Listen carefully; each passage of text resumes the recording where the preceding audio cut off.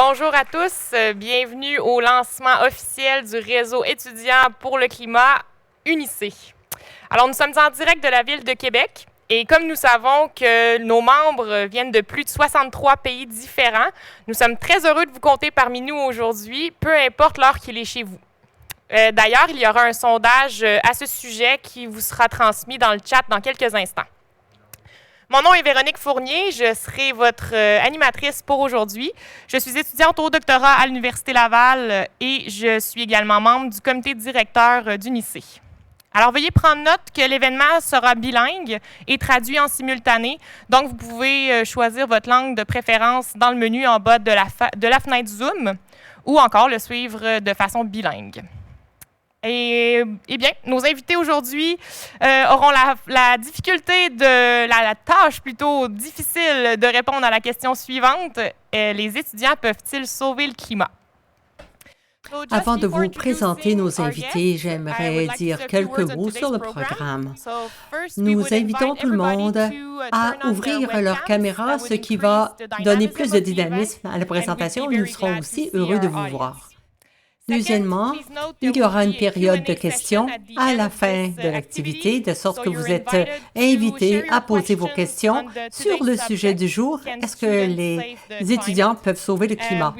Notre modérateur va choisir vos questions dans la boîte conversée, chat, quand vous les poserez, et va poser des questions à la fin des tables rondes. Alors, sans plus tarder, je vous présente nos invités aujourd'hui.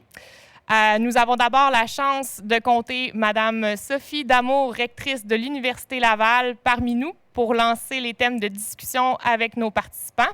Madame Damour, bonjour.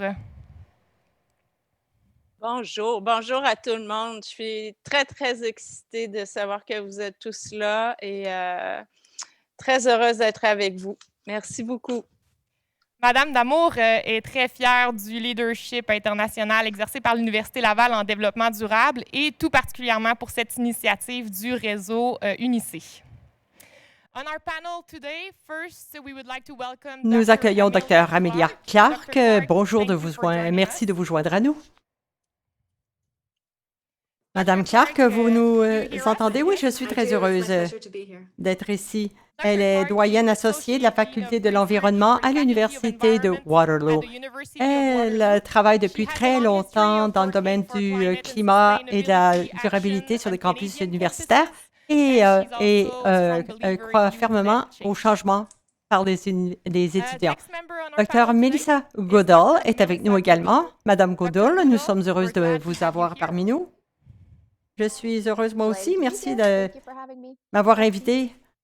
Elle est directrice adjointe de la durabilité à l'Université Yale. Elle développe et met sur pied des plans d'action à l'école professionnelle de Yale et travaille aussi sur plusieurs initiatives afin de souligner le rôle des universités dans l'évolution des objectifs de durabilité.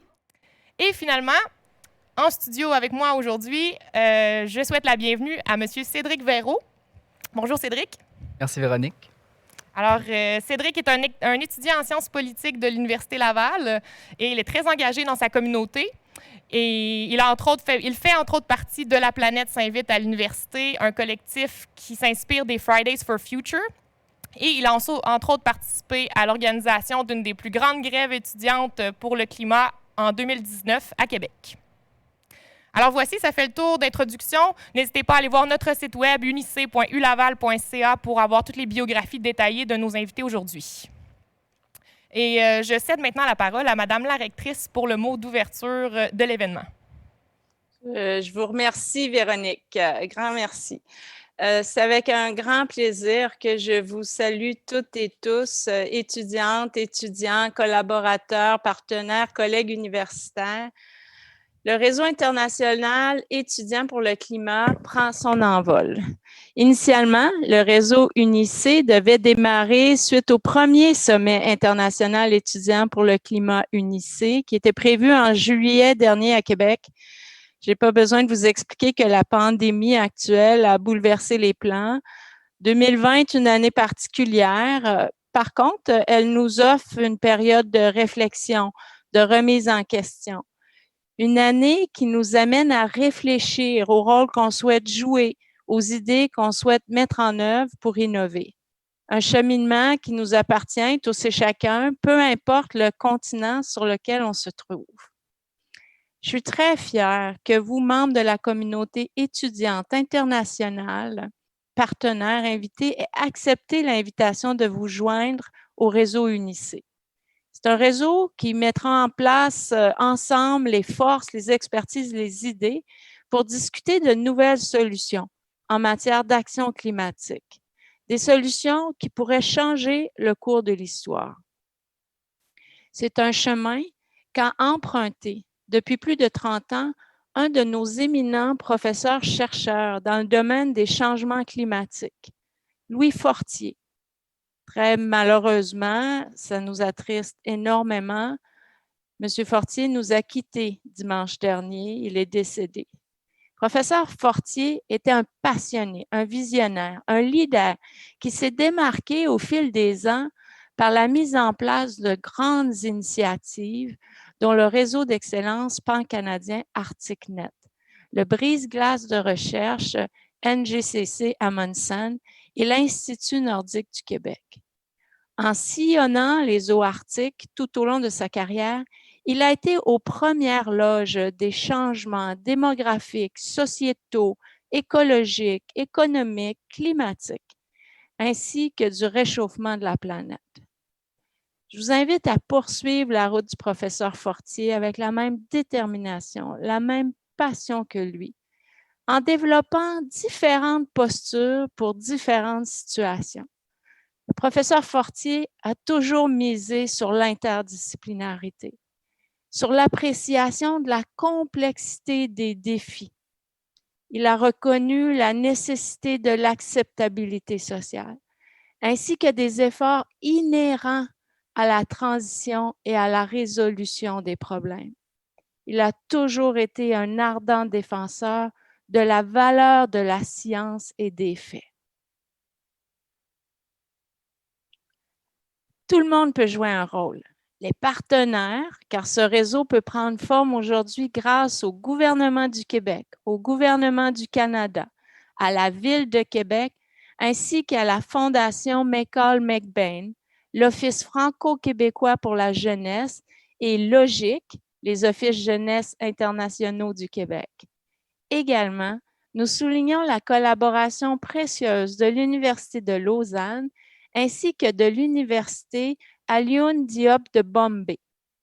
Merci pour votre soutien, votre appui, nos partenariats de longue date et votre contribution à ce grand défi collectif que sont les changements climatiques. Les étudiants maintenant et les étudiantes, à travers vos cours, vos projets de recherche et vos initiatives, vous vous impliquez en faveur du climat afin que les choses changent, afin d'être des acteurs de changement. C'est pour répondre à cette aspiration que l'Université Laval a lancé le réseau international étudiant pour le climat UNICE. C'est une opportunité de rassembler des étudiants universitaires des 5 continents autour d'un projet collectif et interdisciplinaire. Alors, je vous félicite d'abord, étudiants et étudiantes, de vous impliquer de la façon dont vous le faites et d'être ici actuellement, de vous lier à cet effort parce que je considère qu'il est extrêmement porteur. Alors, amorçons dès ce matin la réflexion autour du thème « Les étudiants, les étudiantes, peuvent-elles sauver le climat ?» Et ensemble, avec Amelia Clark, que je salue de l'Université de Waterloo, Melissa Goodall de l'Université de Yale, Cédric Véraud, étudiant à l'Université Laval, membre du réseau UNICE, et Véronique Fournier, notre grande maître de cérémonie aujourd'hui. Eh bien, avec vous tous, lançons notre discussion.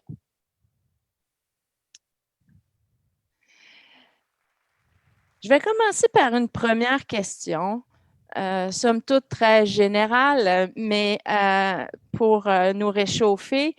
Et celle-ci, parce que la grande thématique, vous vous souviendrez, pourquoi l'action climatique est l'action climatique étudiante est-elle si importante? Et pour discuter de ce thème-là, je vais vous poser la question suivante. Est-ce que les étudiants et les étudiantes qu'est-ce qu'ils peuvent apporter dans la lutte contre les changements climatiques? Et est-ce que les étudiants et les étudiantes peuvent sauver le climat? Et pour débuter, je pense que la meilleure personne pour lancer cette discussion est bien entendu Cédric Véraud. Alors, je vais commencer à lui passer la parole, Cédric, pour que tu nous partages ton point de vue. Merci, Madame la rectrice. On l'a compris là, aux présentations que Véronique a fait. Je ne suis ni un académique ni un chercheur, comme mes deux copanélistes, que je salue d'ailleurs. Par contre, je suis un étudiant qui, au jour le jour, tente de s'engager dans des causes qui l'interpellent, dans ce cas-ci, les luttes environnementales et pour le climat. Donc, je vais tenter de répondre à ces questions en les mettant en lien là, à la forme que prennent ces luttes, aux formes que prennent ces luttes en termes de mobilisation politique ou citoyenne. J'avais eu l'idée de commencer en paraphrasant Saint-Exupéry, qui a déjà dit quelque chose dans le genre on n'hérite pas de la terre, mais on l'emprunte. Puis je ne sais pas pour vous à la maison là, qui nous regardez, mais pour moi, un emprunt, ça implique une responsabilité. Puis, normalement, le sens des responsabilités, c'est quelque chose qui nous est appris par ceux et celles qui nous précèdent. Curieusement, dans le cas de l'environnement et du climat, eh bien, on pourrait dire que le signal d'alarme répété tant par les scientifiques que par les activistes a finalement réveillé, si je peux dire, les gens qui devront vivre avec les conséquences de son ignorance. Ignorance, inaction ou incrémentalisme, du moins, de certains dirigeants d'institutions, politiques, économiques, certes, mais même académiques, d'où la pertinence de ce réseau, sont des choses pour lesquelles les étudiants du présent devront payer demain. C'est pour ça que je me suis engagé, donc, comme Véronique l'a mentionné, dans La planète s'invite à l'université. Je me suis maintenant tourné vers d'autres formes d'implication, mais j'espère continuer de porter le message de ce genre de collectif étudiant dans un réseau international comme UNICE. L'ignorance, par contre, là, ou l'inaction de certains dirigeants, on pourrait débattre si elle est pleinement consciente ou pas. La conscience, c'est toujours sujet à débat. Par contre, elle est en connaissance des faits. Puis pour ça, particulièrement, le milieu académique n'a pas d'excuses. Nous sommes des gens qui faisons de la recherche, nous allons à des cours, nous allons à des conférences, des colloques comme celui-ci. L'éducation est notre principale force. Dans un de mes cours, j'ai récemment été porté à lire un article sur l'effet de la médiatisation sur le comportement. Puis je vais vous en lire un court extrait pour démontrer mon point. Il disait que les personnes étant confrontées à des problèmes dans leur vie quotidienne sont plus enclines à considérer ces problèmes comme importants dans le débat public que les personnes qui ne sont pas affectées.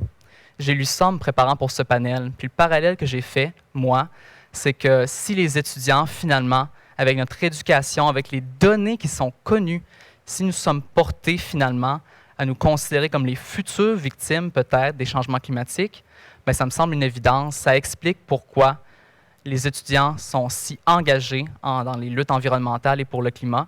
Ça explique pourquoi ça a une importance particulière pour nous, parce que c'est notre futur. Puis donc, pour revenir à ma paraphrase, finalement, tout ce que nous faisons, c'est prendre nos responsabilités. C'est ce que nous devons faire. Chaque génération montante est plus éduquée que la précédente. Nous devons continuer de bâtir le chemin ensemble. Merci.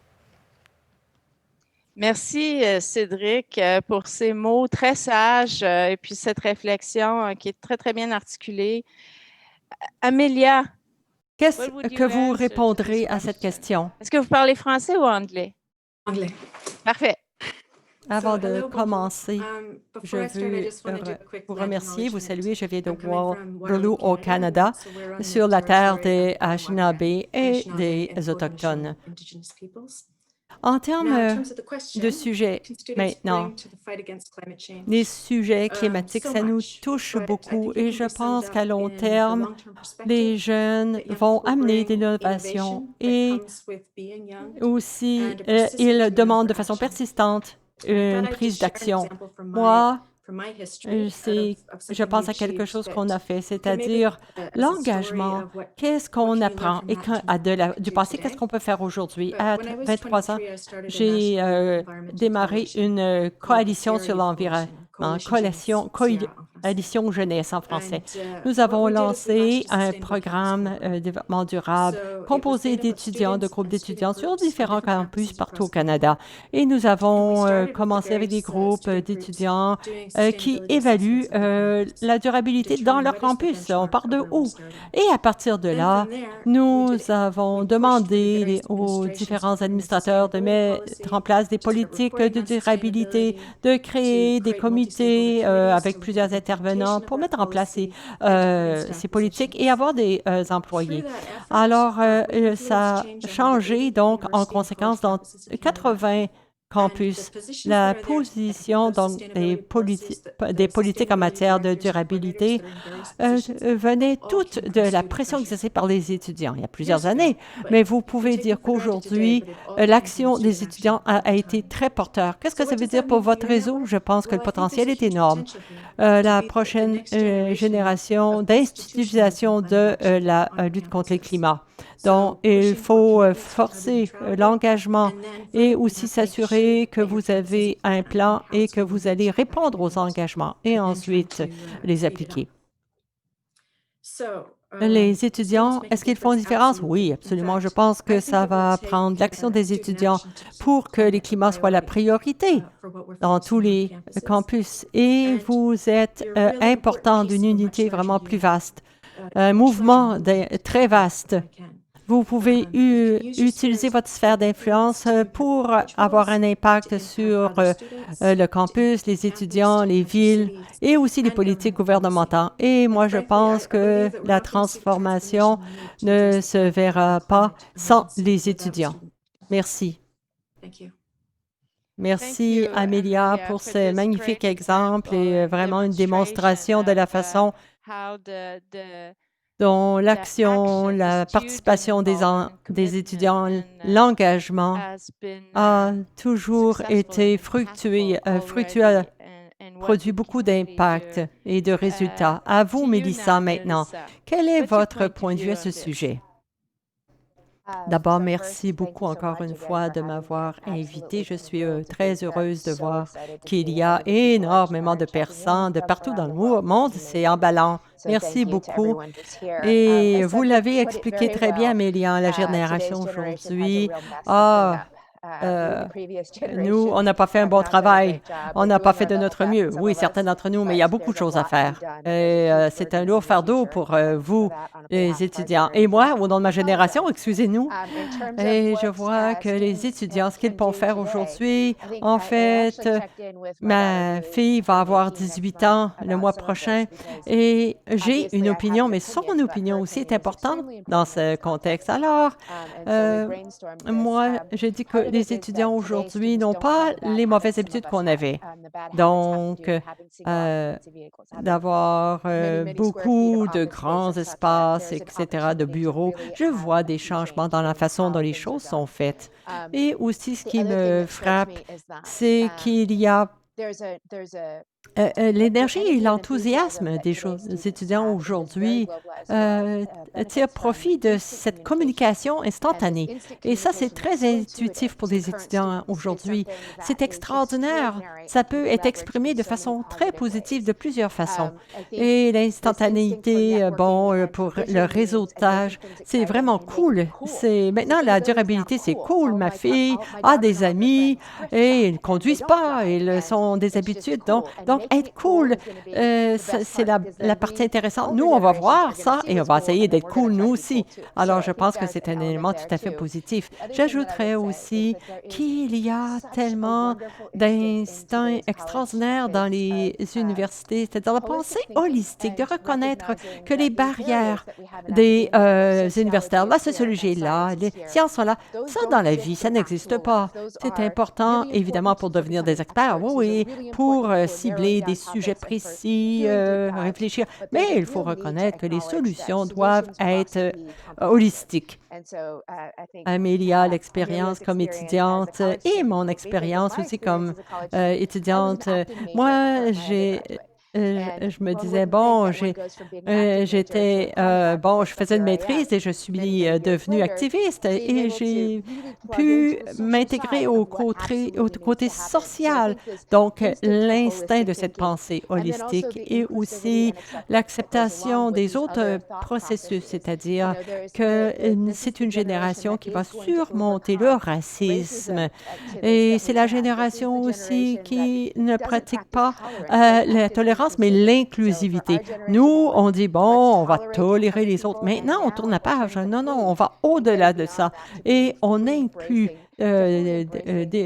décidément ce qui rend la société si magnifique avec les différentes perspectives, différents contextes, différents styles de vie. Alors, voilà mes points. L'inclusivité et être cool. Merci, Mélissa. Merci beaucoup. Je pense que vous pavez la voie, en quelque sorte, sur ce qui suit.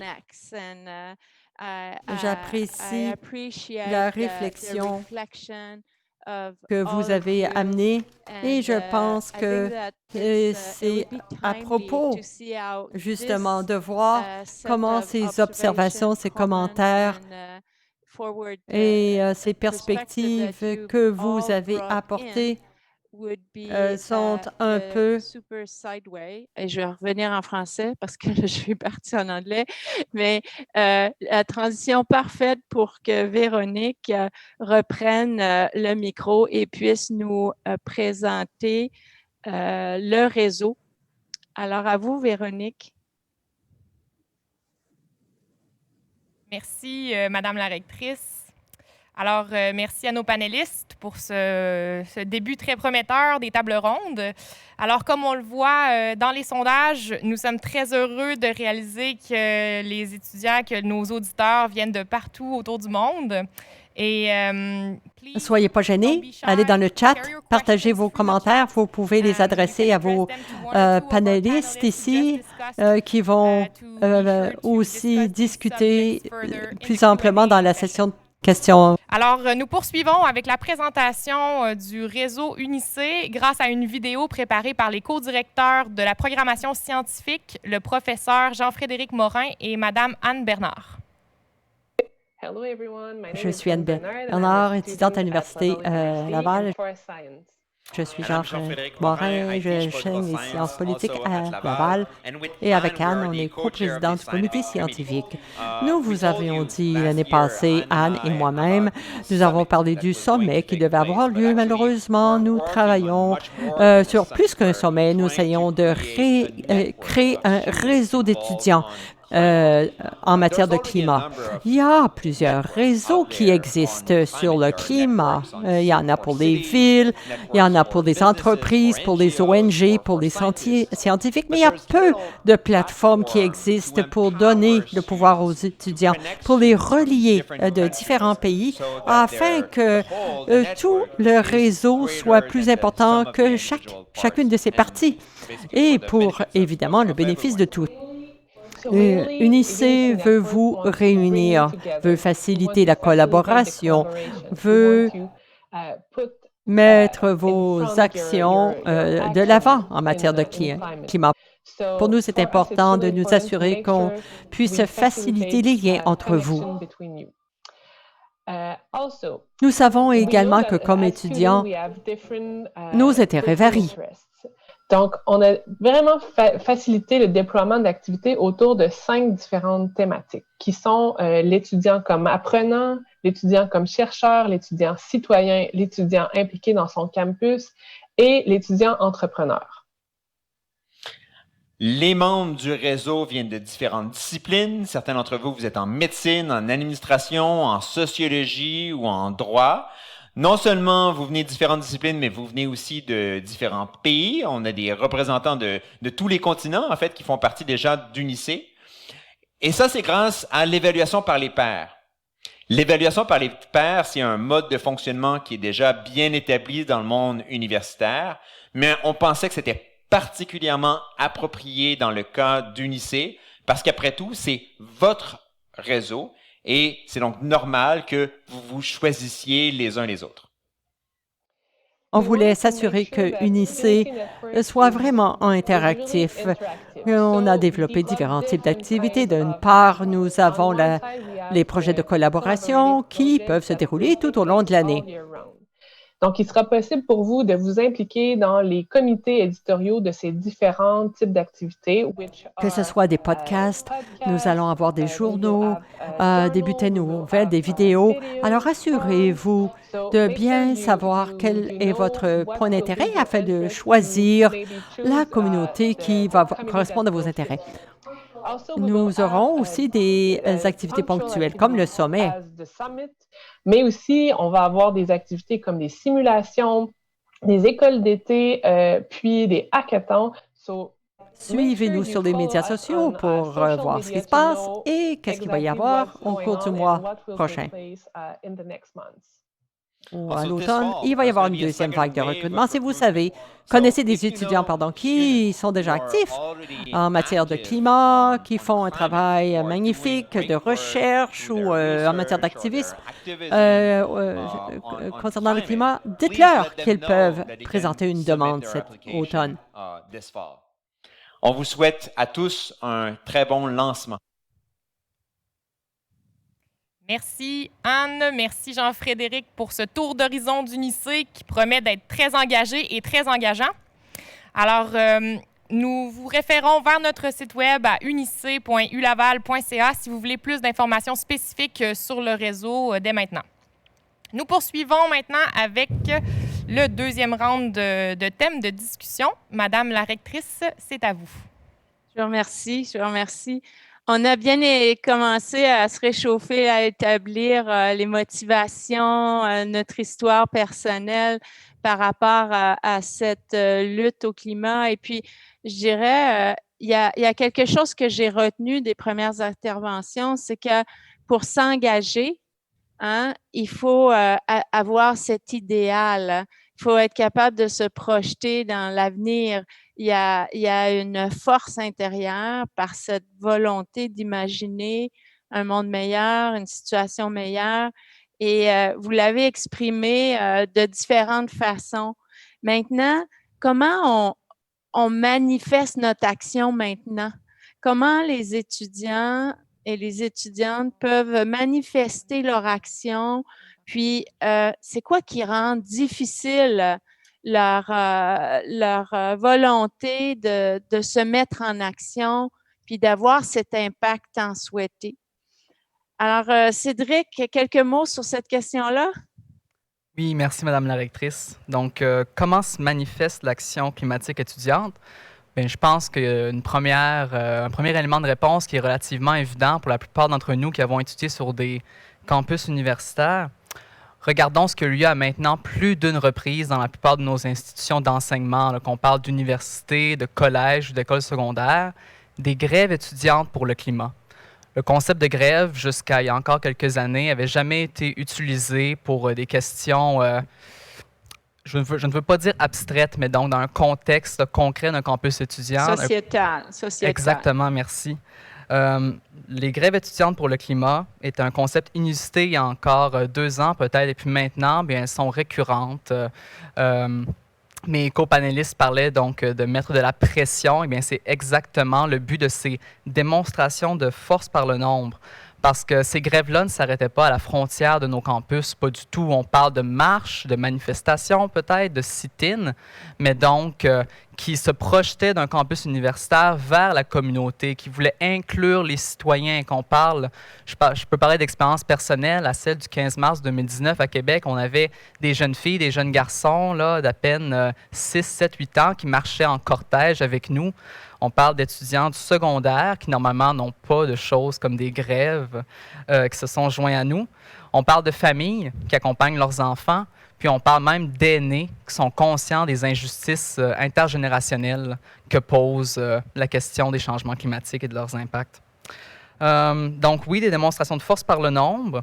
Certains diront peut-être que l'aspect protestataire de ce genre de choses n'est pas nécessaire. Je leur répondrai simplement que si le fait d'être vu, le fait d'être entendu en si grand nombre ne nous mène toujours pas à des gestes concrets de la part de dirigeants. Donc, chaque communauté a son contexte, mais dans le cas d'une autre, à Québec, eh bien, je sais que la mobilisation n'est pas prête de s'épuiser parce qu'on attend toujours des gestes concrets dans certains domaines précis.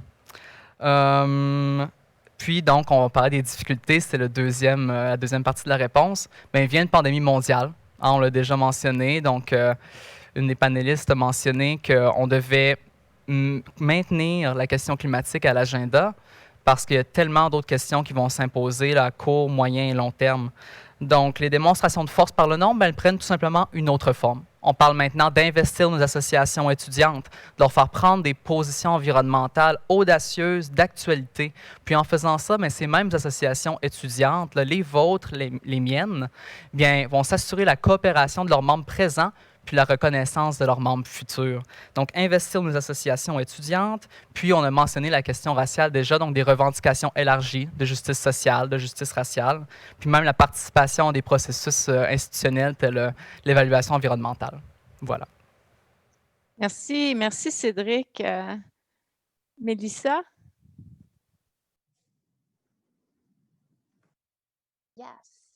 Oh, fascinant.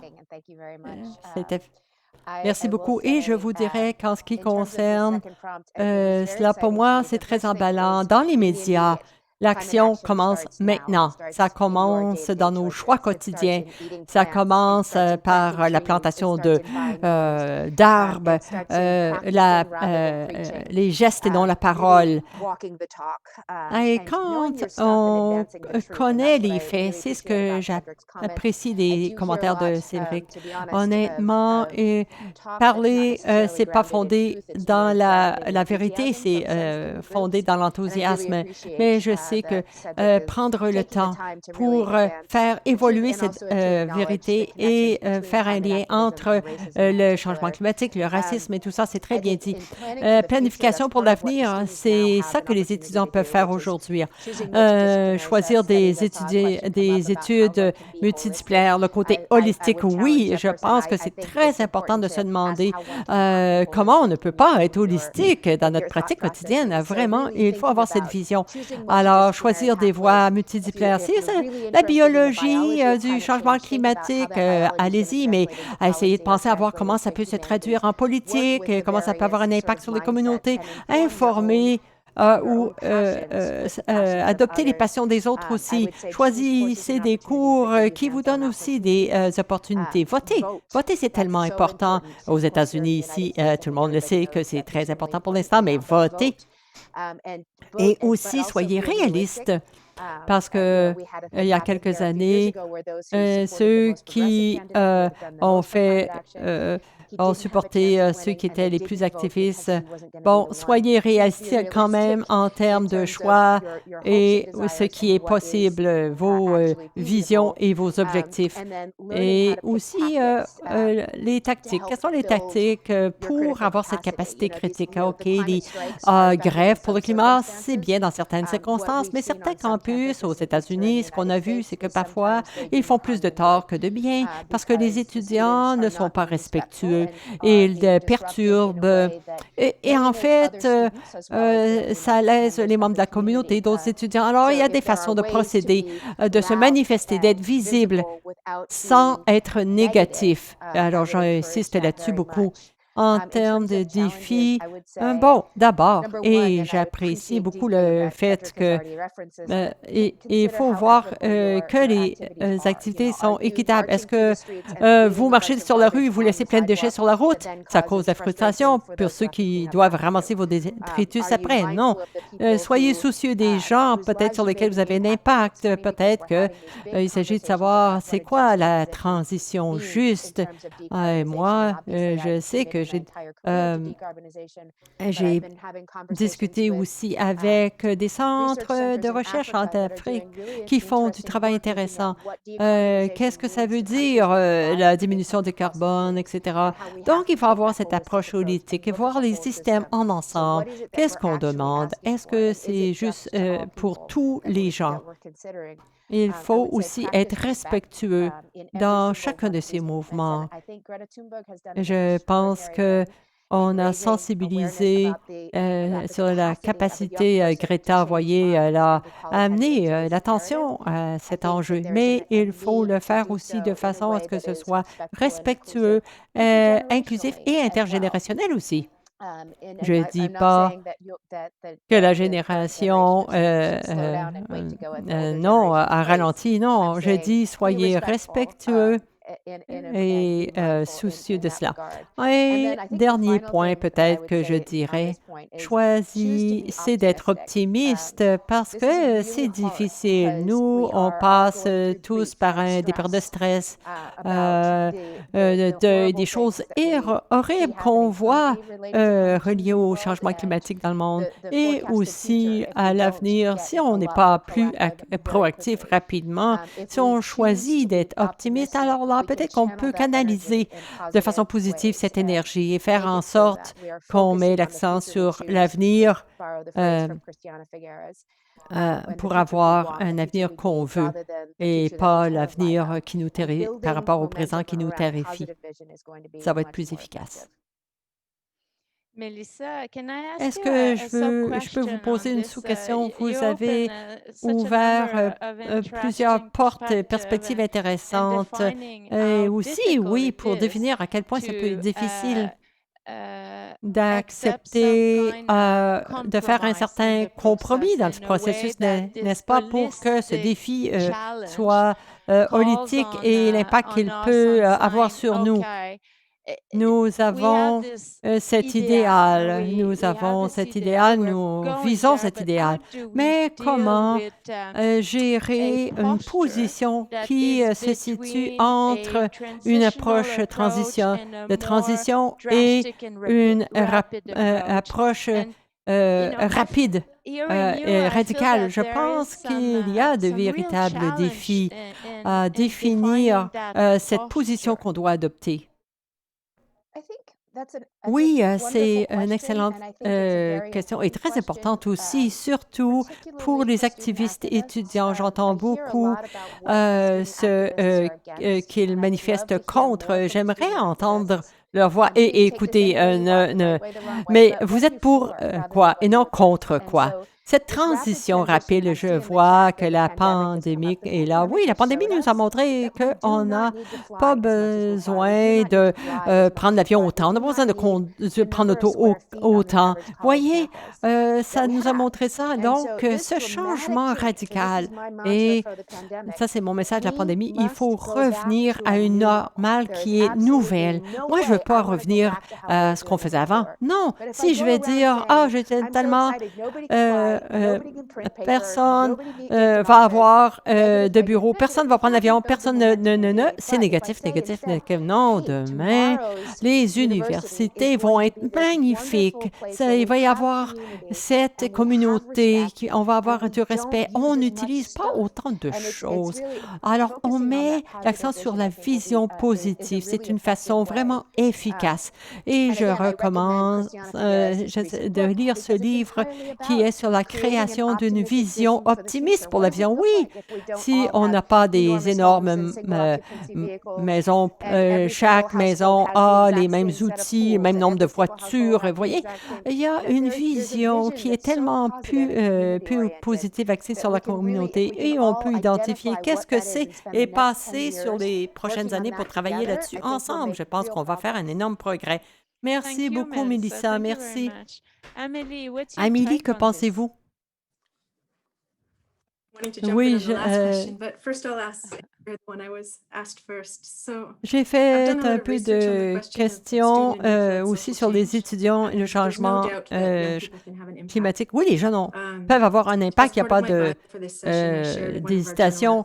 J'ai partagé un article où les étudiants ont dirigé des mouvements pour le changement climatique. Vous pouvez aller voir sur mon site Internet. Actuellement, j'aimerais avoir une perspective un peu plus haut niveau et voir quelles sont les stratégies qui s'ouvrent pour les jeunes. Notre recherche, il y a 4 stratégies que vous pouvez choisir. Vous pouvez les prendre tout ensemble, une à une, et elles se situent à différents niveaux et ont des impacts. D'abord, c'est la sensibilisation. Ça, c'est des événements sur le campus pour souligner l'importance de l'action climatique, peut-être des ateliers sur l'importance et peut-être, bon, ça, c'est pour sensibiliser. L'autre stratégie, c'est l'influence. Les stratégies concernant l'influence, c'est des manifestations dont Cédric a parlé, où on essaie d'influencer les politiques gouvernementales. Ça peut inclure, bon, la participation comme représentant étudiant à des comités et influencer les politiques au niveau des universités. L'autre stratégie, c'est les partenariats. Et il y a plusieurs exemples. Peut-être vous êtes partenaire avec d'autres organisations, des services pour faire une... comment je peux influencer le changement climatique dans différentes carrières. Et dans le contexte canadien, tout au moins, se joindre à l'aile jeunesse d'un parti politique, c'est vraiment là où on peut avoir un impact très important à haut niveau parce que la politique que vous faites dans la jeunesse s'achemine jusqu'au palier.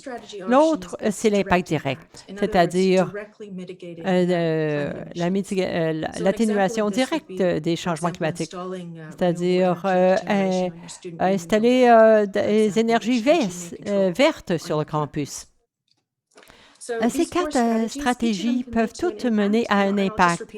Sensibilisation, influence, partenariat et impact direct sur le campus. Beaucoup d'étudiants ont tendance à la sensibilisation et l'influence et ne vont pas aux changements systématiques. Alors, il faut apporter des changements systématiques. Dans le chat, je vois des questions dans le contexte des pays en développement. Oui, je dirais que peut-être vous avez moins de possibilités ou besoin d'aide du côté de la sensibilisation, mais pour le partenariat et le côté influence directe, vous avez plus de possibilités. Je vais en rester là. Pensez aux stratégies, ensuite pensez aux initiatives. Vous tous, ce que vous dites, et corrigez-moi si je résume correctement, mais il y a une échelle d'opportunités, d'abord en passant par la sensibilisation, que notre société prend une conscience ou développe sa conscience en regard des effets des changements climatiques. Puis cette conscience holistique, là, comme Mélissa l'a bien expliqué. Mais au-delà de ça, la contribution de la jeunesse étudiante à l'articulation des solutions est essentielle. Il y a comme un décalage, sinon, c'est-à-dire qu'on demande, dans le fond, on crée cette pression, puis il y a le décalage dans la contribution à la solution parce qu'elle est transférée à des dirigeants, à des partis politiques, à des organisations. Donc, comment construire le partenariat que vous mettez en évidence, Amélia? Moi, je trouve qu'il y a beaucoup d'idées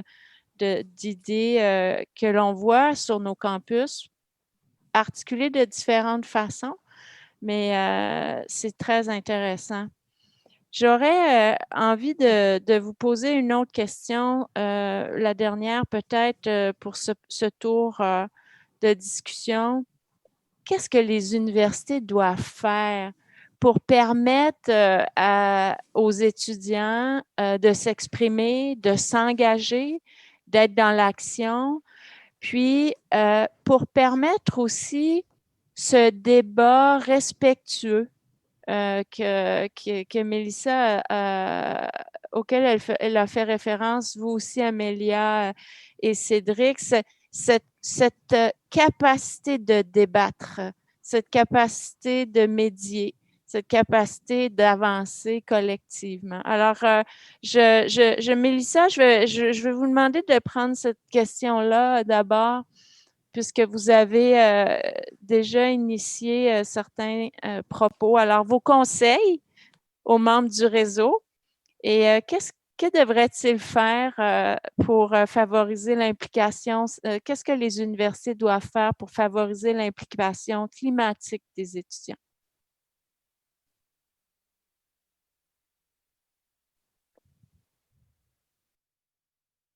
C'est une excellente question. Je vais répondre avec prudence parce que mon patron pourrait écouter.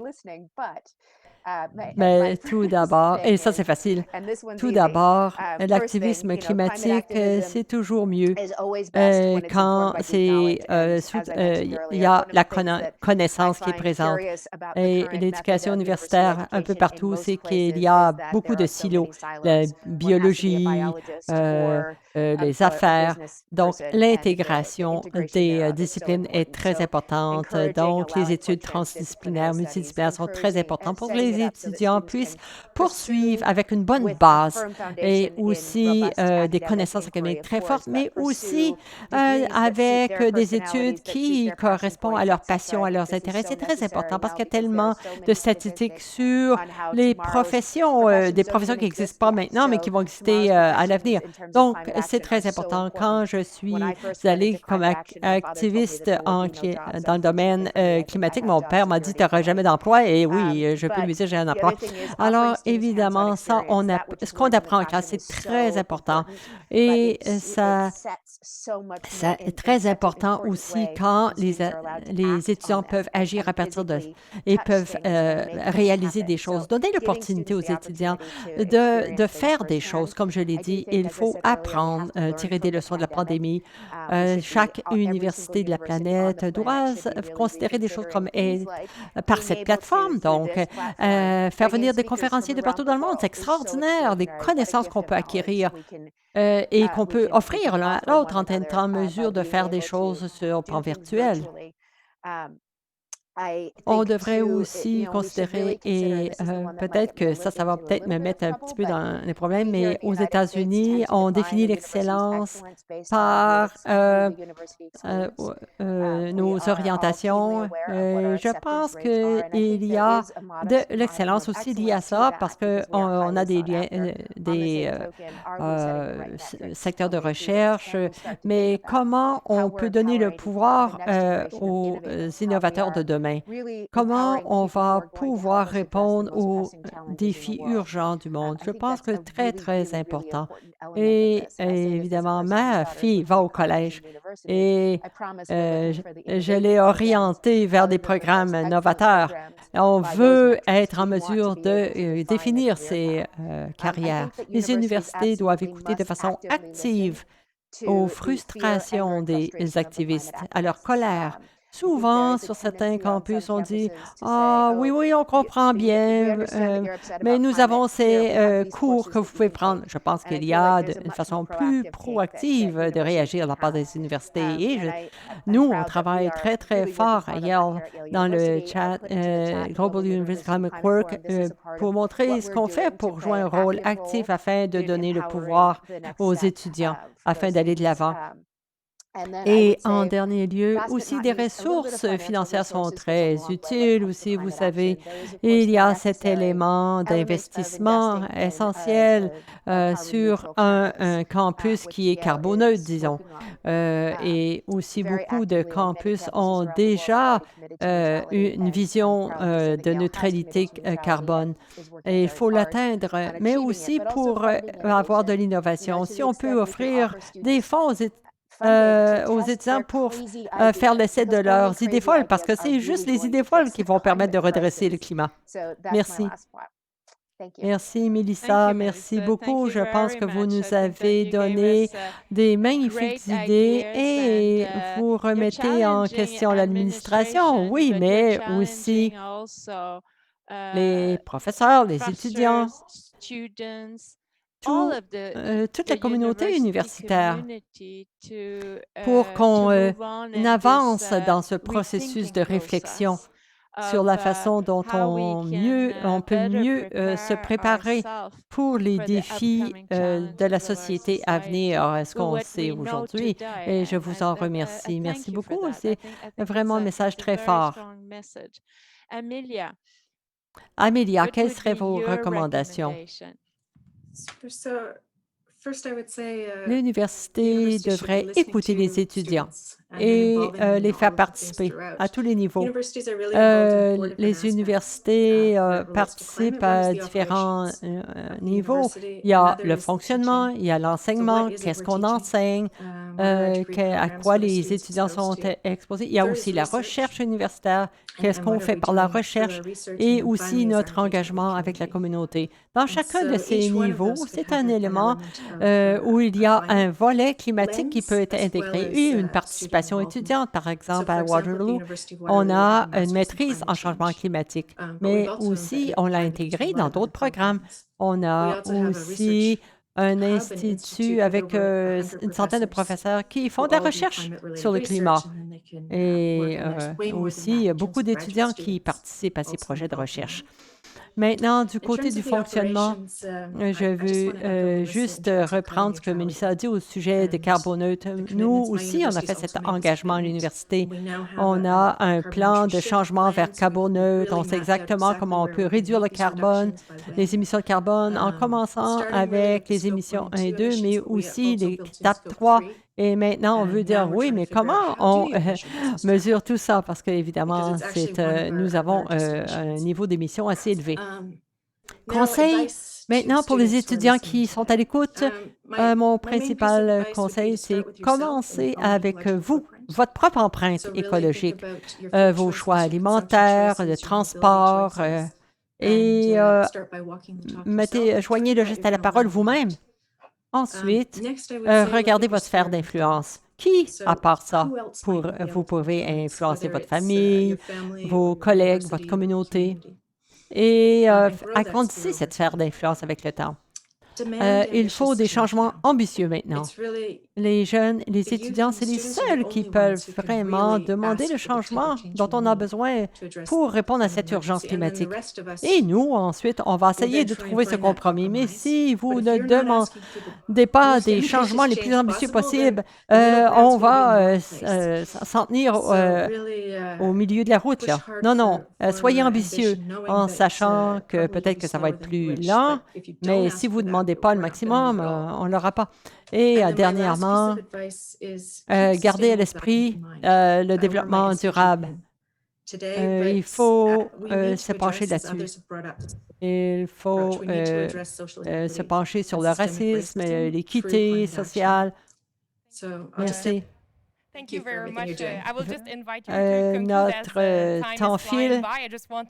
Je veux juste qu'on ait le temps de répondre aux questions du public. J'ai terminé. Je voulais vous remercier. Merci. Merci beaucoup, Melissa. We give the opportunity, Véronique, to Cédric. On peut donner l'opportunité à Cédric de répondre à cette question-là avant de passer aux questions. Oui, absolument, Cédric. Je ne veux pas te pousser rapidement, mais si tu peux donner ton opinion. D'abord, en fait, je dois vraiment remercier les docteurs Clark et Goodall pour leurs réponses. Les deux dernières questions qui m'ont vraiment épaté, en fait, parce que je crois fondamentalement, là, malgré les positions que je défends ici, que ces approches-là ne sont pas mutuellement exclusives. Là, on peut tout à fait les intégrer. Donc, je les remercie pour leurs réponses. J'ai appris en les écoutant. Donc, j'allais répondre, en fait, à cette question de comment les universités peuvent soutenir l'action étudiante avec une maxime en anglais, si vous le permettez. Donc, tout simplement, de lead by the example of our power and by the power of our example. Dans le cas d'une université, qu'est-ce que c'est pouvoir? On peut penser à des partenariats industriels, la recherche et développement. Puis je vais adopter l'angle positive, donc la docteure Goodall mentionnait. Donc, choisir des projets durables, choisir des projets respectueux de nos objectifs, de nos promesses à l'international, puis choisir des projets qui sont respectueux, donc des critères d'acceptabilité sociale locale, mais aussi des externalités négatives de tels projets ou partenariats industriels. On doit faire bon usage de la crédibilité dont jouissent les universités dans le débat public pour mettre de l'avant, finalement, les enjeux là, environnementaux et climatiques. On est dans un contexte social inédit où, justement, les considérations scientifiques font désormais partie là, de l'actualité quotidienne. On doit en profiter pour faire avancer la question environnementale dans les conversations là, quotidiennes des gens. C'est pas compliqué. À jouer le jeu des intérêts privés, une université publique risque de perdre de vue cet intérêt public, justement. Et donc, indirectement, contredire les gestes là, qu'ils font à l'échelle de leur campus, qui sont des bons gestes, ou encore contredire des membres de leur faculté qui sont de si bons porte-parole pour la science, pour le rôle du milieu académique dans les questions environnementales et climatiques. Hein, on ne peut pas se permettre que nos institutions d'enseignement se mettent à dos ces mêmes étudiants activistes ou ces mêmes étudiants-chercheurs qu'elles veulent concerter dans des groupes comme UniC. C'est une question de cohérence. Et donc, on est pour quoi? On est pour des mécanismes de contrôle. Ce n'est pas déraisonnable de consulter des étudiants parce que sans étudiants, il n'y aurait pas d'université. On peut parler de gouvernance participative, ça a été mentionné, impliquer les étudiants à tous les paliers de l'évaluation de décisions ou gestes d'une université qui ont une portée dans le domaine économique, environnemental. Et puis voilà, donc la gouvernance participative. Merci, Cédric. Je pense que ça ouvre la voie à bon nombre de questions. Véronique, comment vous voulez piloter ces questions? Je vous propose simplement, les questions vont nous être acheminées ici en studio, puis je vais les poser aux panélistes, en fait à vous quatre, Madame la rectrice aussi, si vous souhaitez contribuer, il n'y a pas de problème. Je vous inviterai, s'il vous plaît, à répondre en environ 2 minutes à la première question, puis on va inviter un deuxième panéliste, une courte relance, commentaire sur la première réponse. Alors, on voit que le temps avance vite. S'il y a certains d'entre vous qui avaient des engagements, on comprend. On voulait juste être sûr d'avoir la chance de poser les questions partagées sur le chat par le public. Alors, la première question nous vient de Destinée. Première question pour Dr. Clark et on va demander au Dr. Goodall de compléter. La question est la suivante. Est-ce que vous pouvez discuter de la façon dont les étudiants pourraient s'associer à leur université pour faire avancer les projets de changement climatique à l'extérieur ou à l'extérieur des murs de l'université? Dr. Clark, je vous invite à commencer. Il y a beaucoup de façons. Alors, s'associer à l'université, ça dépend quel est votre point de départ. Moi, je suggérerais de voir qu'est-ce que l'université a fait déjà, le cas échéant.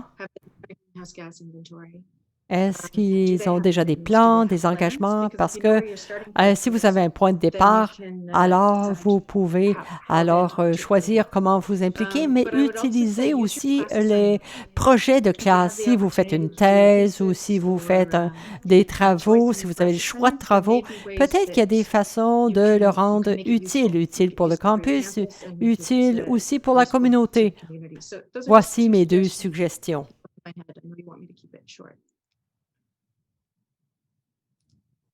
Merci, Dr. Goodall. Avez-vous autre chose à ajouter? Je suis d'accord avec les 2 points qui ont été oui, utiliser les travaux scolaires, les travaux universitaires, c'est une très bonne façon. Il faut l'explorer avec l'université. Et je dirais aussi la possibilité d'être positif et proactif et collaborer plutôt que de lutter et être combatif. C'est toujours préférable. Nous avons un groupe ici qui voulait mettre la photovoltaïque sur les 400 édifices. On s'est dit que oui, c'est une bonne idée, mais ce n'est pas faisable, évidemment, parce que ça ne convient pas à certains édifices. Et ce qu'on a pu faire, c'est de collaborer avec eux pour en tirer une expérience d'enseignement. Alors, avoir une idée positive et avoir un esprit d'adaptation. Merci beaucoup. Déjà, deuxième question qui nous vient de Kaya Hein. J'espère que j'ai bien prononcé votre nom. La question est la suivante. En discutant du concept de la pensée holistique, vous avez dit que les solutions ne viendront que quand on pense holistiquement en comprenant tout le monde. Et que des idées de solutions, comment on les met en pratique, surtout au niveau local et national? On ne vise personne pour cette question, alors j'invite la personne, un de vous, si vous voulez répondre. to simply jump in to answer? Moi, je pourrais peut-être contribuer. J'ai pas toutes les réponses, mais très certainement, je pense que c'est un enjeu qui est difficile. Puis c'est un enjeu qui est difficile dans les universités aussi, parce que la perspective de la lutte au changement climatique varie tellement dans les différentes disciplines. Et je le vois là à l'université. On a à l'Université Laval, on a un très grand nombre de chaires, de chercheurs, d'équipes de recherche. Et certaines s'inscrivent résolument dans une perspective de décarbonisation et d'autres s'inscrivent dans une solution de transformation de l'économie. Et tout le monde doit jouer son rôle. Il y a comme un défi où, dans les universités, on doit laisser à tout le monde l'opportunité d'apporter sa connaissance, son expertise dans les différents domaines. Mais c'est extrêmement difficile à faire. Alors, je ne sais pas, j'apporte ça à nos experts, là, expertes ici, si vous avez des recommandations pour nous, parce que je trouve qu'il y a comme une énergie qui est très, très réelle. Il y a chez nous à Laval, là, il y a plus de 60% des chaires de recherche qui adressent les objectifs de développement durable dans leur activité. Pour certains, c'est tirer l'élastique, puis pour d'autres, c'est la contribution de leur vie. Alors, il y a un grand défi de conciliation, de la capacité, de la perspective, puis du milieu d'études et de la compétence, à faire en sorte que tout le monde, puis je pense que la recommandation de Mélissa à l'effet d'avoir des processus de formation et de recherche plus interdisciplinaires vont aider, mais que tout le monde puisse apporter sa contribution à la hauteur de son expertise, dans le domaine de son expertise, dans les projets de différentes natures auxquels il peut contribuer. Alors, je vous relance la question, mais avec une petite twist de défi de professeur administrateur. Dr. Clark, Dr. Goula, Cédric, est-ce que vous voulez ajouter quelque chose à cette... En fait, je voudrais entendre nos deux professeurs comme ils l'ont adressé la question. Ce serait intéressant de les écouter. Je peux répondre si vous voulez. J'aime mieux le développement durable que l'angle du climat. Je pense que c'est important de voir l'ensemble, c'est-à-dire c'est environnemental. Alors, au niveau communautaire, il y a beaucoup de plans durables au niveau communautaire et ça touche évidemment plusieurs sujets, plusieurs disciplines, mais au niveau local. Et une façon de le faire, c'est par la participation de plusieurs intervenants dans la planification, mais aussi dans la mise en œuvre. Et c'est la même chose aussi chez vous, dans votre université. Ayez une lentille plus de développement durable. Vous avez des objectifs d'adaptation, mais aussi vous voulez aider du côté de l'équité sociale en même temps. Si je peux ajouter, moi j'ai deux volets. J'ai mis un lien à un événement dans le chat qui a lieu la semaine prochaine, c'est-à-dire le lien entre la recherche et les objectifs de développement durable. C'est pas dire, oh, on est magnifique, voyez, on va tout faire nous-mêmes. Non, on a fait ça parce que là, on a une base de données et si vous allez à STT 13, la base de données, vous allez avoir les chercheurs en nursing, en santé publique, en architecture, dont le travail a un volet d'action climatique. Alors, c'est ça qu'on veut avoir, cette approche holistique. Alors, la partie 1, d'abord, première partie, c'est d'avoir cet angle, de ne pas tirer sur les différentes personnes pour les amener là, mais voir eux ce qu'ils font déjà, ce qui les inspire, et ensuite utiliser cette passion.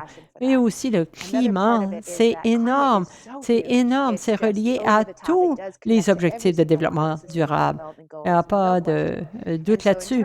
Donc, il s'agit d'y aller petite action, petite étape à la fois. Un petit exemple, je sais qu'on dépasse l'heure, mais je travaille sur un plan de biodiversité et j'ai besoin d'écologistes, de cartographes, etc. Et je dois parler aussi à ceux qui doivent entretenir le campus, ceux qui coupent les gazons, etc. Vous voyez, aussi peut-être le musée d'histoire naturelle. Voici le projet sur lequel, est-ce que ça vous intéresse? Et je ne vais pas dire, hey, tout le monde, vous devez faire ceci. Non, on va faire ça ensemble avec quelque chose de solide. Qui veut participer et faire en sorte que ce soit positif et inclusif? Merci beaucoup. Merci à vous tous. Et Véronique, je pense que c'est le moment de faire la conclusion. Oui, je pense qu'on pourrait en discuter encore plus longtemps, mais on est heureux de voir l'enthousiasme. Et Madame la rectrice, je vous invite à clore. Écoutez, moi, je vous écoute, je vois l'énergie, je vois le fil de questions-réponses, je vois la participation exceptionnelle d'un très grand nombre d'étudiants et d'étudiantes de partout dans le monde. Et les questions qui sont posées sont tellement importantes. Le rôle des universités, le rôle des étudiants, les stratégies qu'on doit utiliser, envisager. Plus on va partager nos meilleures pratiques, plus on va réussir. Et ce que je constate aussi avec les propos, c'est que les universités ne sont pas toutes rendues au même niveau. Et de par le monde, il y a des universités qui ont engagé les étudiants, qui ont des pratiques de développement durable. L'Université Laval est carbone neutre de façon volontaire. L'Université Laval a différentes plateformes pour que les étudiants puissent s'exprimer et travailler au développement durable de l'institution. Les professeurs, chercheurs ont embrassé une posture de développement durable et puis se pose la question systématiquement, est-ce que dans mon projet, j'ai une contribution? Différents éléments et même avec tous ces démarches déjà en place, puis le leadership de nos étudiants. Le leadership de nos étudiants nous ont permis d'arriver, comme vous l'avez dit, les étudiants ont porté le changement et continuent de le porter à l'Université Laval. Les professeurs aussi sont extrêmement actifs. Et l'ouverture, la capacité de débattre, c'est tellement important. Si on ne peut pas avoir ces discussions, comment peut-on trouver se comprendre, établir des améliorations, des pistes de transformation et de changement? Et je souhaite et je vois que votre réseau va avoir cet effet-là chez nous à Laval, mais pas que chez nous à Laval, pour plusieurs universités dans le monde, parce que vous rejoignez maintenant un très grand réseau d'étudiants et d'étudiantes engagés. Alors, à tous ceux qui ont pensé le réseau, qui l'ont défini, qui en ont articulé la vision, à tous nos partenaires qui nous appuient, à tous ceux et celles qui ont décidé d'y contribuer, je veux vous féliciter, je veux vous remercier, puis je vais vous dire longue vie à ce réseau et à ces grandes conférences pour cette lutte au climat et le développement d'une capacité étudiante pour aider à la transformation. Alors, merci beaucoup. Merci, Madame la rectrice. Alors, l'événement d'aujourd'hui tire à sa fin. Un premier très grand merci à nos trois panélistes. Cédric, Dr. Goodall, Dr. Clark, thank you very much for joining us here today. Vos discussions, le partage de votre expérience va sincèrement alimenter beaucoup de discussions dans le réseau, j'en suis certaine. Madame la rectrice, un merci spécial pour votre appui d'envergure à l'expérience étudiante, à l'action étudiante pour le climat. et tout particulièrement par la mise en place de cette initiative du réseau Unicé qui promet, comme on l'a vu, d'être très dynamique. Merci. Merci beaucoup à l'Institut Hydro-Québec en environnement, développement et société aussi pour la coordination du réseau Unicé. Toujours une tâche très élaborée. Et finalement, à tous les étudiants, vous êtes au cœur de ce réseau. Nous avons bien hâte de commencer les projets de collaboration et nous serons heureux de partager vos contributions au cours de l'année. Alors, en terminant, je vous invite à suivre notre site web unic.ulaval.ca. C'est là que vous pourrez trouver toute l'information sur la deuxième période de recrutement des nouveaux membres d'Unic, une période qu'on attend avec impatience vers la mi-novembre. Alors, cela conclut le lancement du réseau étudiant international pour le climat Unic. Merci de votre participation et à bientôt. Merci beaucoup et à bientôt.